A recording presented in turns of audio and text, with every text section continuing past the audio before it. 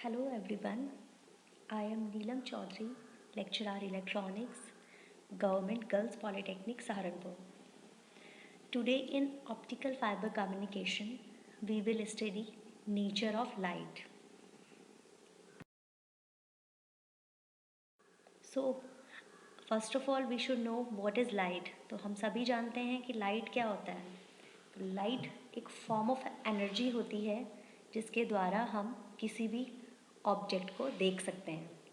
तो यहाँ पर हम बात करेंगे नेचर ऑफ लाइट की.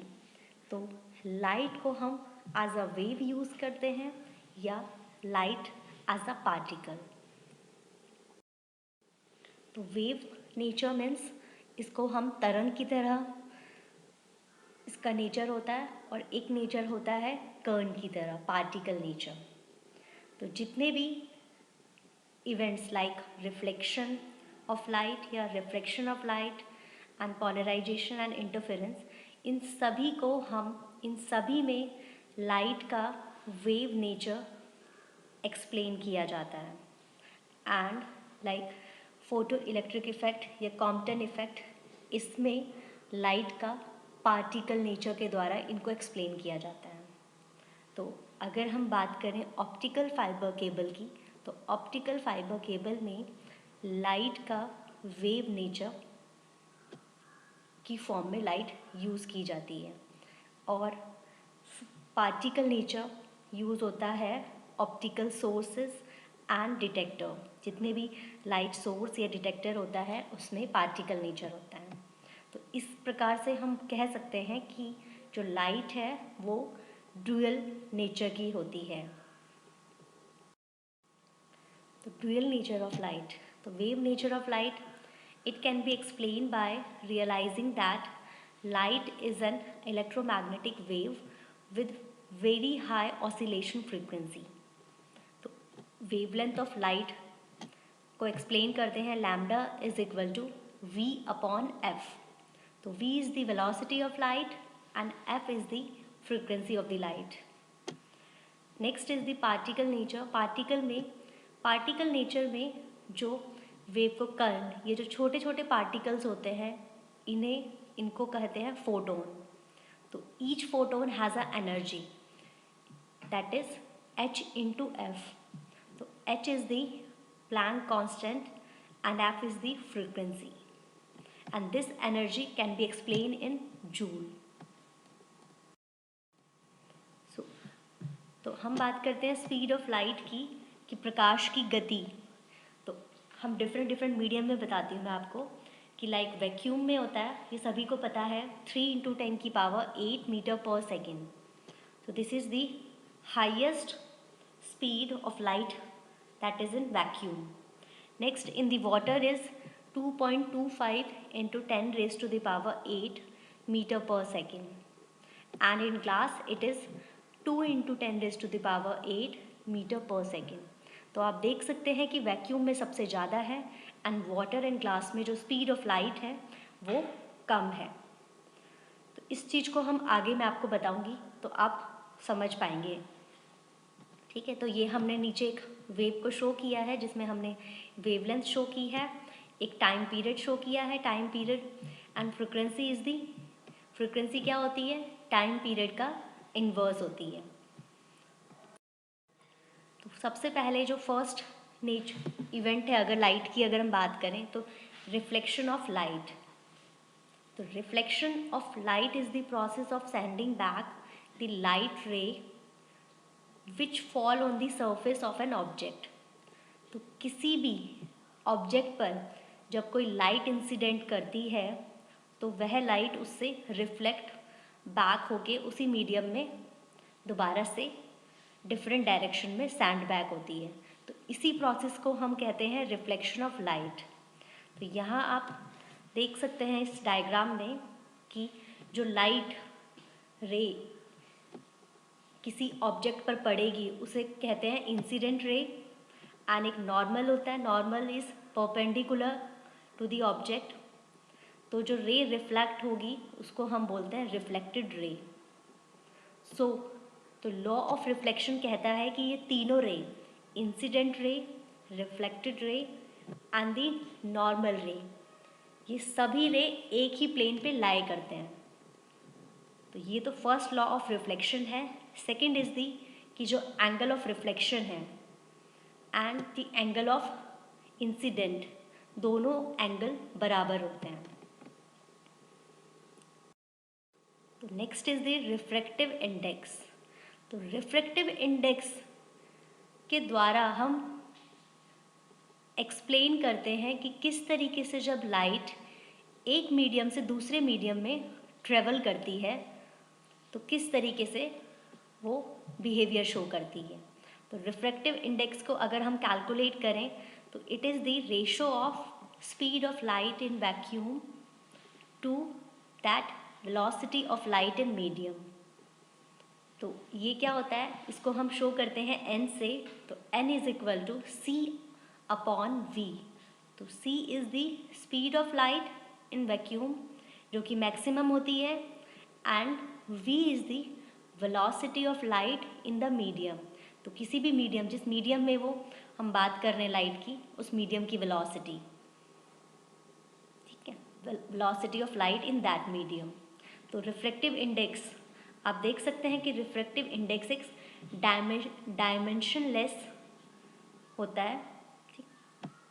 तो जैसे कि अभी हमने बात की थी कि speed of light in vacuum is the 3 × 10⁸ metre per second, जो कि मैक्सिमम होती है। तो अगर हम बात करें वाटर में उससे कम थी, तो आप देख सकते हैं कि refractive index of water is 1.333। तो इसका मतलब है कि जो हमारी लाइट है वो 1.333 टाइम फास्टर है वैक्यूम में एज इन वाटर।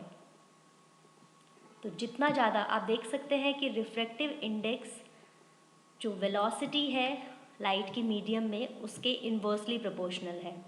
तो अगर वेलोसिटी कम है तो रिफ्रैक्टिव इंडेक्स ज़्यादा होगा। तो जैसे जैसे रिफ्रैक्टिव इंडेक्स बढ़ेगा वेलोसिटी कम होगी। दोनों की दोनों refractive index is inversely proportional to velocity. तो अगर हम बात करें कि रिफ्रैक्टिव इंडेक्स की, अगर डेंसर मीडियम की बात करें,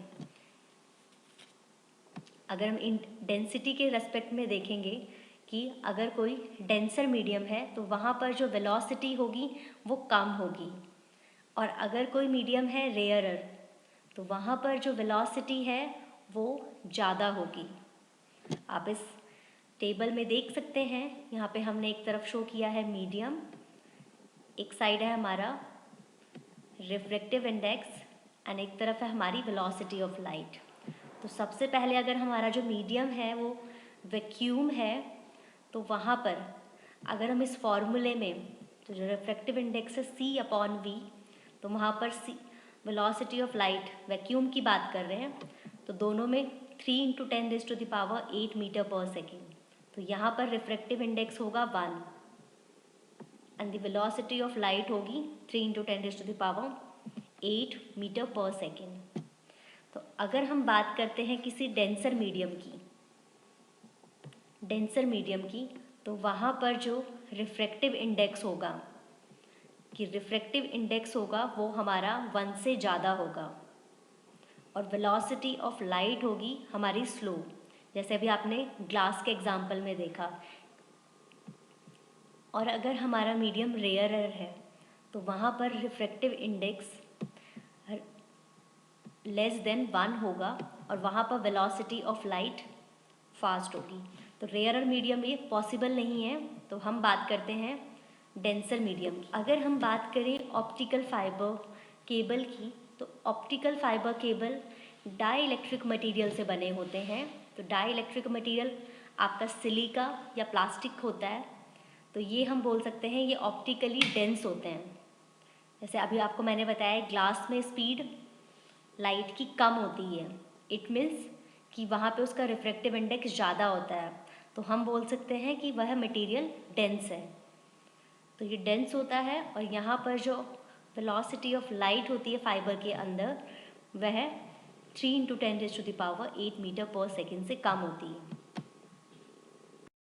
यहाँ पे लॉ ऑफ रिफ्लेक्शन में, law of reflection, first law of reflection तो होता है कि incident ray, reflected ray and the normal, तो ये सभी एक पॉइंट ऑफ इंसिडेंट पर लाई करती हैं, एक प्लेन ऑफ इंसिडेंट पर, पॉइंट ऑफ इंसिडेंट पर सभी एक प्लेन पर लाई करती हैं। Next law is the ratio of sine of angle of incident to the sine of angle of reflection is constant. तो ये जो रेशो होता है angle of incident and reflection का, एंगल ऑफ रिफ्लेक्शन का साइन, ये कांस्टेंट होता है और इसी को हम बोलते हैं स्नेल्स लॉ। कई बार एग्जाम में आ जाता है स्नेल्स लॉ क्या होता है।